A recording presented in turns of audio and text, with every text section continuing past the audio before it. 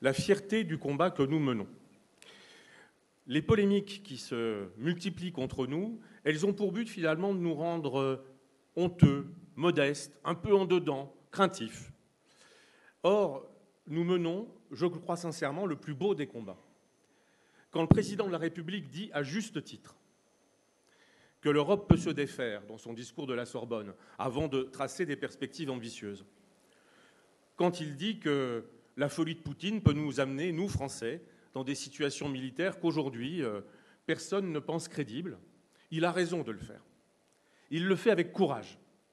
Il le fait avec la conscience d'un monde qui change, qui bascule, et qui fait que, comme le dit si bien l'intitulé de la liste, Valérie, nous avons besoin d'Europe. Et je crois qu'il faut qu'on soit fiers d'être au rendez-vous de l'histoire et d'être, dans le paysage politique français, peut-être les seuls qui peuvent façonner cette étape nouvelle de l'histoire. Parce que nous croyons dans l'Europe, nous sommes les seuls pro-européens, ça a été dit et bien dit, de cette campagne. Nous croyons dans l'Europe. Ce que nous proposons sur l'armement et la défense, ce que nous proposons sur l'écologie et l'industrie, ce que nous proposons sur la maîtrise des frontières et la sécurité offerte aux Européens par une Union européenne plus forte, souveraine, c'est évidemment être au rendez-vous de l'histoire de ce monde qui nous menace. Et je pense que nous devons en être fiers et que ça doit nourrir notre combativité.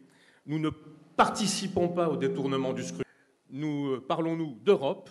Nous sommes dans l'échéance de 2024, dans l'échéance du 9 juin, parce que nous savons qu'elle est historique et que ça n'est vraiment pas le moment, et ça est même honteux, de commencer à faire une primaire de présidentielle à gauche ou de vouloir anticiper la présidentielle comme le font effectivement le couple Bardella-Le Pen, dont on ne sait pas qui sortira gagnant de ce duel qui s'annonce.